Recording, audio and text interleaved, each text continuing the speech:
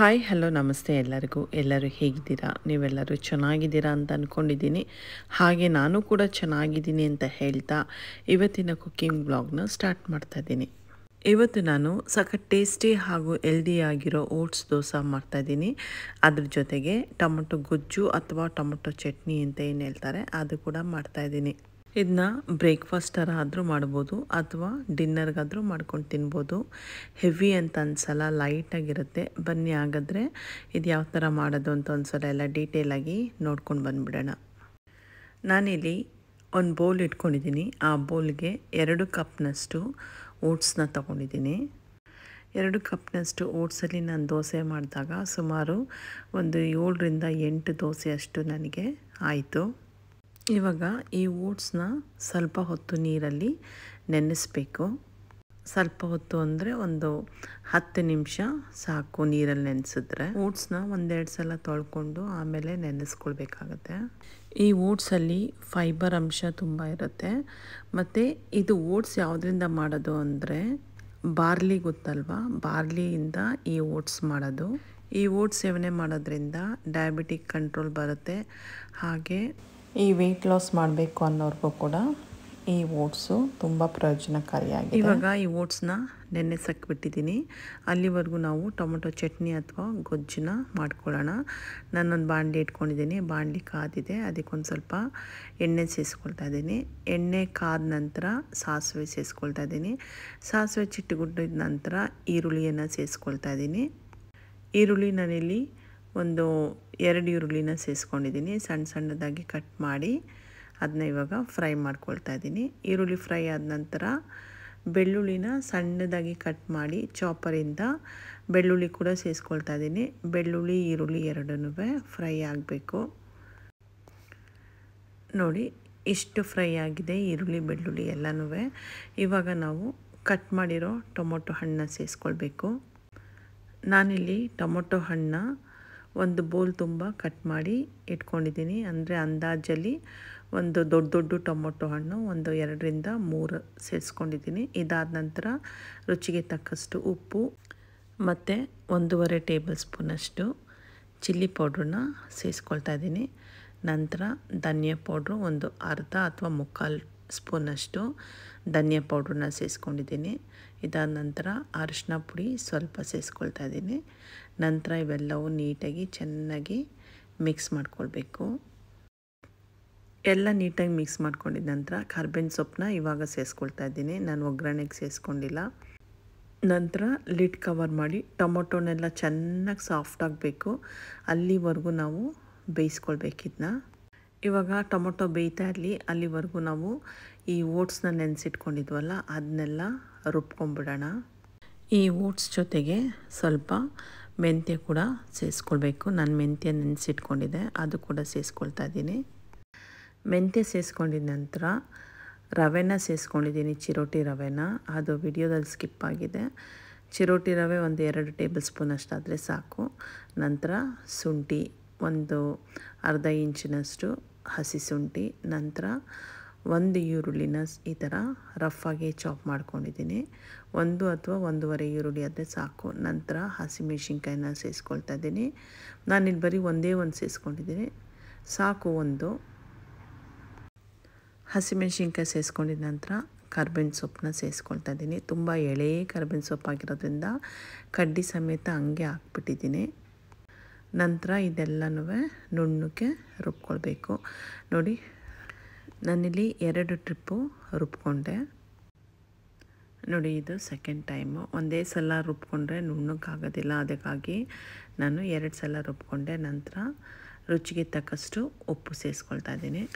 ಒಂದು ಸಲ ಉಪ್ಪು ಸೇರಿಸ್ಕೊಂಡಿದ್ದ ನಂತರ ನೀಟಾಗಿ ಎಲ್ಲನೂ ಮಿಕ್ಸ್ ಮಾಡ್ಕೊಳ್ಬೇಕು. ಇಲ್ಲಿ ನೋಡಿ ಟೊಮೊಟೊ ಗೊಜ್ಜು ಅಥವಾ ಟೊಮೊಟೊ ಚಟ್ನಿ ಆಲ್ಮೋಸ್ಟ್ ರೆಡಿ ಆಗಿದೆ. ನಾನು ಸ್ವಲ್ಪ ಬೆಲ್ಲನ ಸೇರಿಸ್ಕೊಳ್ತಾ ಇದ್ದೀನಿ. ನಿಮ್ಗೆ ಬೆಲ್ಲ ಬೇಡ ಅಂದರೆ ಸ್ಕಿಪ್ ಕೂಡ ಮಾಡ್ಕೊಳ್ಬೋದು. ನಂತರ ಬೆಲ್ಲ ಹಾಕಿದ ನಂತರ ಒಂದು ಸಲ ಎಲ್ಲ ನೀಟಾಗಿ ಮಿಕ್ಸ್ ಮಾಡ್ಕೊಳ್ಬೇಕು. ನೋಡಿ ಇದಿಷ್ಟೇ ಟೊಮೊಟೊ ಗೊಜ್ಜು. ಕೊತ್ತಂಬರಿ ಸೊಪ್ಪು ಉದುರಿಸಿದ್ರೆ ಟೊಮೊಟೊ ಗೊಜ್ಜು ರೆಡಿ ಆಯಿತು. ಅನ್ನಕ್ಕೂ ತುಂಬ ಚೆನ್ನಾಗಿರುತ್ತೆ ಇದು. ಹಾಗೆ ಈ ದೋಸೆಗಳು ಮಾಡುವಾಗ ಈ ದೋಸೆ ಯಾವ ದೋಸೆ ಆದರೂ ಸರಿ ಎಲ್ಲ ದೋಸೆಗೂ ಹೊಂದ್ಕೊಂಡು ಹೋಗುತ್ತೆ. ನೋಡಿ ಇವಾಗ ನಾನು ಕೊತ್ತಂಬರಿ ಸೊಪ್ಪನ್ನ ಉದುರಿಸ್ತಾ ಇದ್ದೀನಿ. ರೆಡಿ ಆಯಿತು ನಮ್ಮ ಟೊಮೊಟೊ ಗೊಜ್ಜು ಅಥವಾ ಟೊಮೊಟೊ ಚಟ್ನಿ. ನಾನು ಮಾಡಿರೋ ಓಟ್ಸ್ ದೋಸೆಗೆ ಈ ಟೊಮೊಟೊ ಗೊಜ್ಜು ಅಥವಾ ಟೊಮೊಟೊ ಚಟ್ನಿ ತುಂಬ ಚೆನ್ನಾಗಿ ಬಂದಿತ್ತು. ನೀವು ಒಂದ್ಸಲ ಟ್ರೈ ಮಾಡಿ ಹೇಗೆ ಬಂತು ಅಂತ ಹೇಳಿ ಆಯಿತಾ. ನಾನಿಲ್ಲಿ ಬೋಲ್ ತುಂಬ ಚಿಕ್ಕದಾಗಿತ್ತು ಅಂದ್ಬಿಟ್ಟು ಇನ್ನೊಂದು ದೊಡ್ಡ ಬೋಲ್ಗೆ ಟ್ರಾನ್ಸ್ಫರ್ ಮಾಡಿಕೊಂಡೆ. ಅದಕ್ಕೊಂದು ಸ್ವಲ್ಪ ನುಗ್ಗೆ ಸೊಪ್ಪಿತ್ತು, ಅದನ್ನ ತೊಳೆದು ಕಟ್ ಮಾಡಿ ಸೇರಿಸ್ಕೊಳ್ತಾ ಇದ್ದೀನಿ.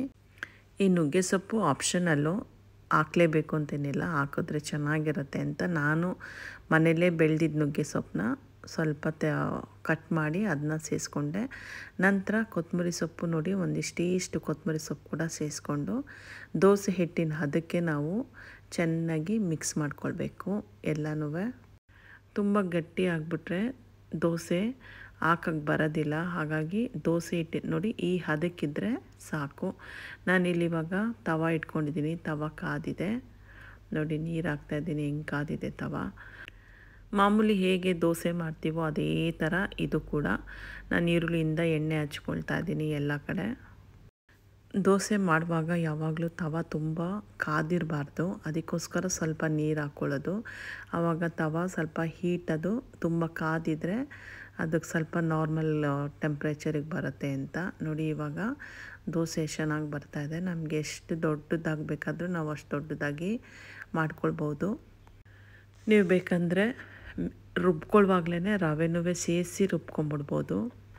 ಇದು ಇನ್ಸ್ಟೆಂಟ್ ದೋಸೆ ಆಗಿರೋದ್ರಿಂದ ನಾನು ರವೆ ಸೇರಿಸ್ಕೊಂಡಿದ್ದೀನಿ. ನೀವು ಬೇಕಂದರೆ ಉದ್ದಿನಬೇಳೆ ಮೆಂತ್ಯ ಎರಡು ಹಿಂದಿನ ರಾತ್ರಿನೇ ನೆನೆ ಹಾಕ್ಬಿಟ್ಟು ನೀವು ದೋಸೆ ಹಿಟ್ಟನ್ನ ಹೇಗೆ ನಾವು ರುಬ್ಬಿ ಮಾಡ್ಕೊತೀವಿ ಅದೇ ಥರ ಮಾಡ್ಕೊಳ್ಬೋದು. ನೋಡಿ ಇದಾದ ನಂತರ ನಾನಿಲ್ಲಿ ಬೆಣ್ಣೆನ ಸೇರಿಸ್ಕೊಂಡಿದ್ದೀನಿ. ತುಪ್ಪ ಕೂಡ ಸೇರಿಸ್ಕೊಳ್ಬೋದು, ಇಲ್ಲ ಬೆಣ್ಣೆ ತುಪ್ಪ ಏನೂ ಇಲ್ಲ ಅಂದರೆ ಬರೀ ಎಣ್ಣೆ ಕೂಡ ಸೇರಿಸ್ಕೊಳ್ಬೋದು, ತುಂಬ ಚೆನ್ನಾಗಿ ಬರುತ್ತೆ. ನಾನಿಲ್ಲಿ ಬೆಣ್ಣೆ ಸ್ವಲ್ಪ ಎಣ್ಣೆ ಸ್ವಲ್ಪ ಎರಡು ಸ್ವಲ್ಪ ಸೇರಿಸ್ಕೊಂಡಿದ್ದೀನಿ.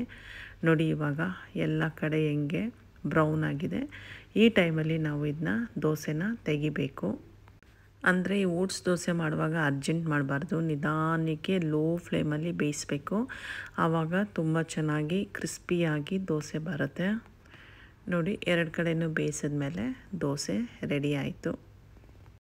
ನೋಡಿ ಕ್ರಿಸ್ಪಿಯಾಗಿರೋ ಬಿಸಿ ಬಿಸಿ ಓಟ್ಸ್ ದೋಸೆ ರೆಡಿ ಆಯಿತು. ನೆಕ್ಸ್ಟ್ ಅದೇ ಥರ ನಾನು ಇನ್ನೊಂದು ಮಾಡಿ ತೋರಿಸ್ತೀನಿ. ಫಸ್ಟು ನೀರು ಚಿಮುಕಿಸ್ಬೇಕು. ನೀರು ಚಿಮುಕಿಸಿದ ನಂತರ ದೋಸೆ 1 ರಿಂದ 1.5 ಸೌಟ್ ಹಾಕ್ಕೊಂಡು ನೀಟಾಗಿ ಎಲ್ಲ ಕಡೆ ಎಷ್ಟು ಸಾಧ್ಯ ಆಗುತ್ತೋ ಅಷ್ಟು ದೋಸೆ ಹಿಟ್ಟನ್ನ ನೀಟಾಗಿ ಎಲ್ಲ ಕಡೆ ಸ್ಪ್ರೆಡ್ ಮಾಡ್ಕೊಳ್ಬೋದು.